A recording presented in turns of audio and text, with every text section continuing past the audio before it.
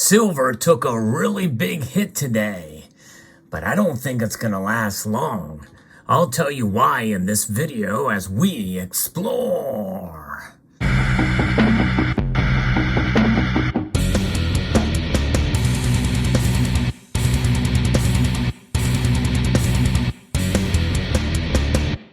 That's right, I'm looking at the markets right now, and silver is just short of $1 drop today. Well over 4.6%. Amazing to see. It's barely holding on to $20 an ounce in the bid price, hanging out at $20.16 mere moments before the markets close. Gold is taking a hit too, but not nearly as bad as silver. Gold is down a 1 3/4 percentage point, down $32. Platinum and palladium are both down 45. So what's behind this move, and why do I think that the prices may rebound? Well, it's because of the expectations and from what Federal Reserve Chairman Jerome Powell said on Capitol Hill today. And I'll be referencing an article from Jim Wyckoff over at Kitco that talks about the punishment that gold and silver have received, and especially silver. Now, I'm going to explain a little bit also in this video, especially for those of you who are new to stacking silver, why, number one, you should not lose heart, and why this is happening more so to silver and not gold. So gold and silver prices are sharply lower Tuesday. As we know, the metals markets are feeling the pressure of still a significantly hawkish U.S. central bank. And that's what's been putting pressure on gold and silver prices for quite a while now because of these rate hikes that we are seeing. It almost seems like at this point that it, is almost unending. When will it stop? When will they pause in their rate hikes? It's good news for those of you who are accumulating silver. And if you are accumulating silver, let me know if this is a time to buy for you. It was for me. Stay tuned in this video and I'll show you what I got today on the dip in gold and silver prices. And also, if you're here, if you could press that thumbs up button down there, it would mean a lot. It does help the algorithm get the word out.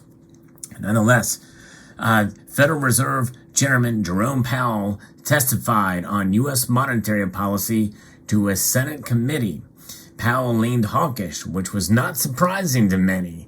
He's kind of been saying a lot of the same things in each of these meetings, but the marketplace did deem his remarks as being more hawkish than the central bank chief had been in the recent past. Powell said the Fed will likely have to keep its U.S. interest rates higher for longer to win the war against problematic price inflation.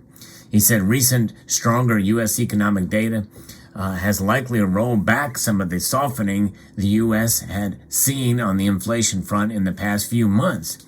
The U.S. dollar rallied sharply as Powell's remarks hit a 3-month high. But the U.S. Treasury yields did not react much to Powell's comments. And I think the dollar's rally was kind of an overreaction. And that's why I think the precious metal prices dropping are an overreaction. I'll give you my reasons why in a moment. And the U.S. stock index has sold off sharply on his remarks, as did crude oil.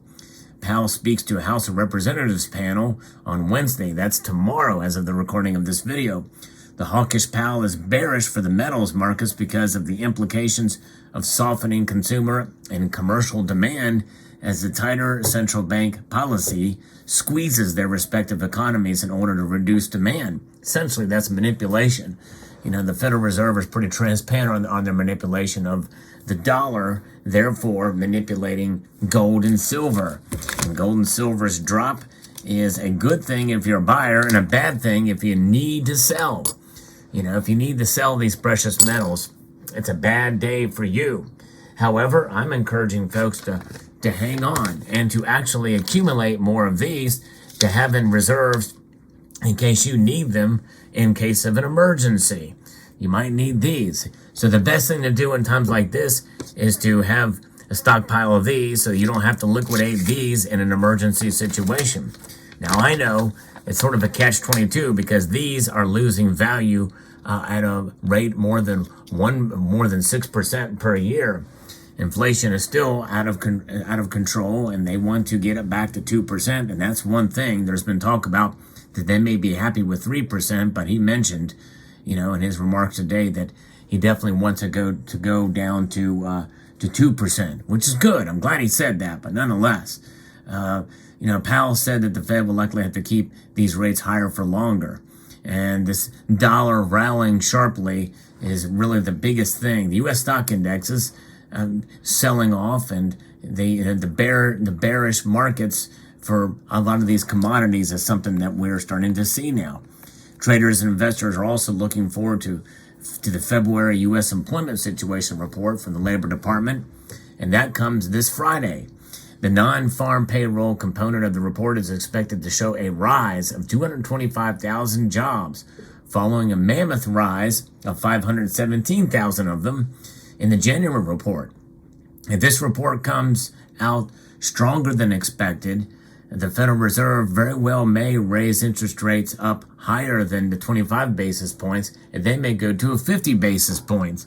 But I think it's going to take probably a much larger number. In other words, if it's 250,000 jobs, I don't think that'll quite cut it. If it's 250,000 jobs or more, I believe they could consider, as well as they look at other data to make those calculations, a 50 basis point rate hike in the meeting coming up next week. Now, I don't think they're going to raise rates more than 25 basis points next week. I think the next rate hike after this one is when they will raise the rates 50 basis points. But I could be wrong there too. But that's something that I made in a short-term prediction of what they may do. And if that happens, I think we're going to see the metals get pounded even more and say hello to sub $20 silver in the ask price. In the meantime, we are seeing silver get hurt, and it is flirting now with that $20 level now, which I think is somewhat of a psychological resistance point for the metal. So the key outside markets see the U.S. dollar index sharply up and hitting this 3-month high.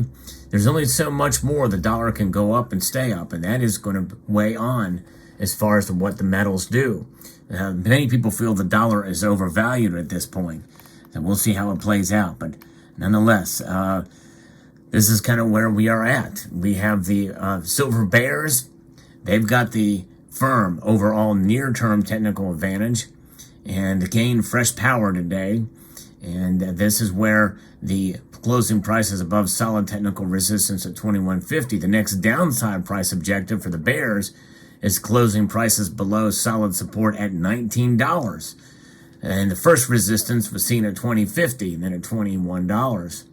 Next support is seen at $20 and then at $19.50. And that's kind of where we are at. Now, what did I do today when I heard about this, what was going on, and saw the markets kind of just plunge here? Well, I went ahead and stopped by my local coin shop. I'm kind of tapped out with some purchases that I've made recently. And one has yet to come in yet. But it's going to be a little bit of time before I can make a substantial purchase. I'm waiting on others to come in. But I dropped my local coin shop and bought this. That's right.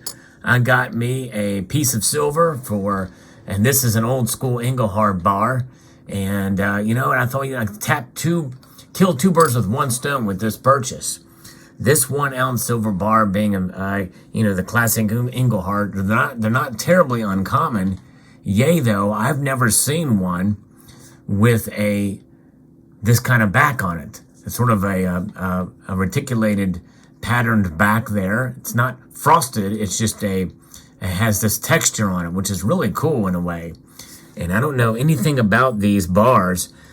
So if you are an old school Engelhard fan or know anything about these old school bars, let me know in the comments section if I've got something of value here. Now, keep in mind, my local coin shop buys this stuff, and they really don't care a whole lot about whether or not it has a collector value. There is a very limited market, I think, for some of the classic bars and stuff, but I figured I'd get this one and add it to the stack and or collection, as I'd not seen these offer before. Got this thing for, a couple of dollars above spot. $23 to be exact. So there it is. So adding to the stack today with another ounce of silver. And it's a small step for man, but a giant leap for the stacker all the stacking of all that I've done. It adds one more to the stack, and there you have it. I am still stacking silver. And as much as I collect other types of pieces and the like, once in a while I've been known to go ahead and pull the trigger and get some stackable silver as well. And that's kind of what I do, take advantage of the opportunity. In this case, a lower spot price has brought me to the point where I can go ahead and make a move, but do it in a fiscally responsible way. What is a fiscally responsible way for me to do it now is to buy it in 1 bar, 1 ounce. That's all I can afford today. Now, why is silver so radical in its move compared to gold? Well, silver it is definitely a metal that frustrates us because of its wild moves. I've made a prediction in a fairly recent video towards the end of last year that we're going to see a lot more volatility. This is an example of that. Silver is used. It is consumed essentially in different products, and it has a dual role. And the traders recognize it mostly, I feel, as an industrial metal. And so it's kind of hurting a bit as an industrial metal. And that is why we are starting to see the prices get hit harder. And I think a lot of that has to do with sort of the supply chains and the like that we're seeing not quite come back together. You know, there may be some softened demand, especially in China right now, especially with strained relationships between the West in general and the United States in particular with China rather than, I'm not sure if I said Japan, but China, that is hurting. And so therefore, silver is kind of hurt by that aspect of it. And so it tends to fall at a greater rate. And, you know, it's kind of ironic because copper, you know, has kind of reached again almost all-time highs again. So it's a you know, at least it has in the past 6 months, but silver's nowhere near it. And many people feel it is very much undervalued in that regard. So how much longer will that be? You know, will it stay low? I don't know. There's going to be a lot of different things that are going to be weigh in on it. The silver market's very tiny, and but I think a lot of it is because it's consumed, and it doesn't take much to kind of move it in one way or the other. And we have seen this further separation between gold and silver. In fact, right now, that separation is above 90 to 1. That's 90 ounces of silver to buy 1 ounce of gold based off of the spot price. So that's what we're dealing with here.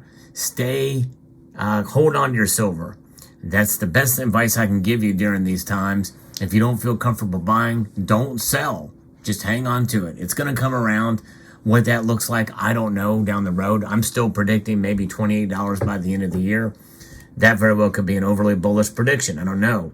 I've been wrong the last 2 years on silver, but have been right about gold. And I would encourage silver stackers to consider, if you want a metal that's a little bit more stable, gold is it. So there you have it. Let me know what your thoughts are in the comment section below. I'd like to extend a multitude of gratitude to you all for taking the time to watch, and to encourage you to please rate, share, comment, and subscribe.